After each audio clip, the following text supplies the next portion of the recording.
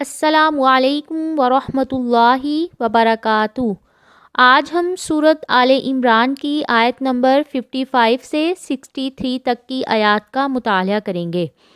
اعوذ باللہ من الشیطان الرجیم، بسم اللہ الرحمن الرحیم۔ جب قالا فرمایا اللہ تعالیٰ نے، یا عیسیٰ اے عیسیٰ، انی بے شک میں متوفی کا پورا لینے والا ہوں تجھے، ورافعوک اور اٹھانے والا ہوں تجھے، الیہ اپنی طرف، ومطہروک اور پاک کرنے والا ہوں تجھے، من الذین ان لوگوں سے جنہوں نے کفر کیا، وجاعلو اور بنانے والا ہوں الذین ان لوگوں کو جنہوں نے اتبعوک پیروی کی تیری، کا اوپر الذین ان لوگوں کے کافروا جنہوں نے کفر کیا، الی یوم القیامت قیامت کے دن تک، ثم پھر الیہ میری ہی طرف، مرجعکم تمہارا لوٹنا ہے، فاحکم پس میں فیصلہ کروں گا، بینکم تمہارے درمیان، فیما اس بارے میں جو کنتم تھے تم، فیہ جس میں، تختلفون تم اختلاف کرتے۔ توفی کا رافعو کا الیہ اس کا ہے پورا ہونا یا پورا کرنا، یعنی میں تمہیں پورا لینے والا ہوں۔ یہ اسی صورت میں ہو سکتا ہے کہ عیسیٰ علیہ السلام کو روح اور بدن دونوں کے ساتھ اٹھا لیا جائے۔ بعض نے اس کا معنی فوت کرنے والا ہوں کیا ہے، اور بعض نے اس کا معنی قبض کرنے والا ہوں کیا ہے، یعنی دونوں معنی اس میں آ جاتے ہیں۔ اس آیت میں متوفی کا ورافعو کا الیہ سے حضرت عیسیٰ علیہ السلام کا مع جسم آسمان کی طرف اٹھایا جانا مراد ہے۔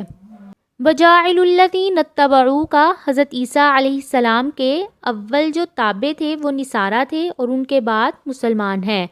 اور یہاں مراد یہ ہے کہ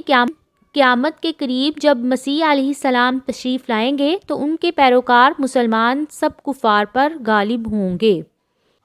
فَأَمَّا الَّذِينَ پس رہے وہ لوگ، کافروا جنہوں نے کفر کیا،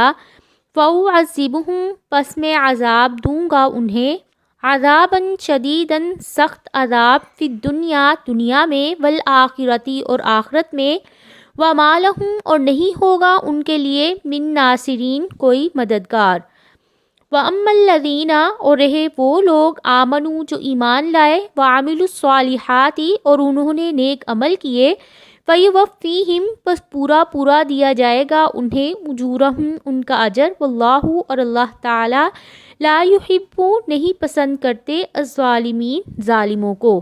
ذالک یہ، نتلوہ ہم تلاوت کرتے ہیں اسے، علیک آپ پر، من الآیات آیات میں سے، والذکر اور ذکر میں سے، الحکیم جو بہت حکمت والا ہے۔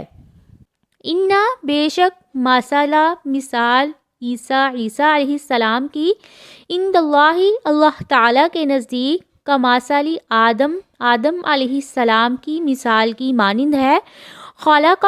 اس نے پیدا کیا اسے، من تراب مٹی سے،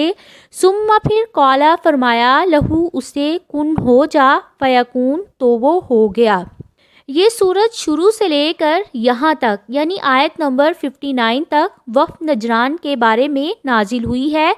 اس وفد نے رسول اللہ صلی اللہ علیہ وآلہ وسلم سے بحث کے دوران حضرت عیسیٰ علیہ السلام کو اللہ کا بیٹا ہونے پر استدلال کیا ہے کہ وہ بغیر باپ کے پیدا ہوئے ہیں۔ اس آیت میں اللہ تعالیٰ نے تردید فرمائی کہ اگر بغیر باپ کے پیدا ہونا اللہ کا بیٹا ہونے کی دلیل ہے تو حضرت آدم علیہ السلام جو ماں باپ دونوں کے بغیر پیدا ہوئے ہیں وہ بالاولیٰ اللہ تعالیٰ کا بیٹا کہلانے کے زیادہ حقدار ہیں، مگر یہ عقیدہ باطل ہے۔ الحق حق، من ربک آپ کے رب کی طرف سے ہے، فلا تکونن پس نہ آپ ہو جائیں، من الممترین شک کرنے والوں میں سے۔ فمن پس جو کوئی حاجک جھگڑا کرے گا آپ سے، فیہ اس میں، من بعد اس کے بعد، ما جاءک جب آ گیا آپ کے پاس، من العلم علم میں سے، فقل پس آپ کہہ دیجئے، تعالو تم آؤ، ندعو ہم بلاتے ہیں، ابناءنا اپنے بیٹوں کو، وَأَبْنَاءَكُمْ اور تمہارے بیٹوں کو، وَنِسَاءَنَا اور اپنی عورتوں کو، وَنِسَاءَكُمْ اور تمہاری عورتوں کو، وَأَنفُسَنَا اور ہم خود، وَأَنفُسَکُم اور تم خود، ثم پھر نبتہل ہم گر گرا کر دعا کریں گے، فنجعل پس ہم کریں گے لعنت اللہ اللہ کی لعنت علی الکاذبین جھوٹوں پر۔ سورت کے شروع سے لے کر یہاں تک اللہ تعالیٰ کی توحید، مسیح علیہ السلام کی ولادت کا بیان اور ان کا اللہ کا بیٹا نہ ہونا زبردست علمی دلائل کے ساتھ بیان ہوا ہے۔ اب حکم ہوا کہ جو شخص اتنے واضح دلائل کے بعد بھی ماننے کو تیار نہیں ہے، ان سے بحث کا کوئی فائدہ نہیں ہے، انہیں مباہلہ کی دعوت دو۔ مباہلہ کی صورت میں بیان فرمایا کہ آؤ ہم اپنے بیٹوں اور تمہارے بیٹوں کو بلا لیں اور اپنی عورتوں اور تمہاری عورتوں کو بھی، اپنے آپ کو اور تمہیں، پھر گر گرا کر دعا کریں، پس جھوٹوں پر اللہ کی لعنت ہو۔ سعد بن ابی وقاص رضی اللہ تعالیٰ عنہ بیان کرتے ہیں کہ جب یہ آیت نازل ہوئی فَقُلْ تَعَالَوْا نَدْعُو أَبْنَاءَنَا وَأَبْنَاءَكُمْ، تو رسول اللہ صلی اللہ علیہ وسلم نے حضرت علی، حضرت فاطمہ، حسن اور حسین کو بلایا، پھر فرمایا اے اللہ یہ میرے اہل ہیں۔ مباہلہ کا معنی ہے عاجزی کے ساتھ دعا کرنا، یعنی فریق مخالفت کے لیے ہلاکت اور لعنت کی دعا کرنا۔ اہل نجران مباہلہ سے ڈر گئے تھے اور انہوں نے جزیہ دینا منظور کر لیا تھا۔ اہل نجران والے جب رسول اللہ صلی اللہ علیہ وسلم کے پاس آئے اور آپ سے مباہلہ کا ارادہ رکھتے تھے تو ان میں سے ایک نے دوسرے سے کہا ایسا مت کرو، کیونکہ اللہ کی قسم اگر یہ نبی ہوئے اور ہم نے مباہلہ کر لیا تو ہم کبھی بھی فلاح نہیں پائیں گے اور نہ ہی ہمارے بعد ہماری نسل۔ آپ نے ہم سے جو مطالبہ کیا ہے ہم آپ کو دیں گے، آپ ہمارے ساتھ کوئی امین آدمی بھیج دیں اور کسی اور کو نہیں، صرف ایماندار کو بھیجیں۔ صلی اللہ علیہ وآلہ وسلم نے فرمایا اے ابو عبیدہ اٹھو۔ جب وہ کھڑے ہوئے تو آپ نے فرمایا کہ اس امت کے امین ہیں۔ اس آیت سے یہ بات نکلتی ہے کہ ضد میں آ کر حق سے انکار کرنے والے سے مباہلہ ہو سکتا ہے۔ یہ تھی آج کی آیات جن کا ہم نے مطالعہ کیا۔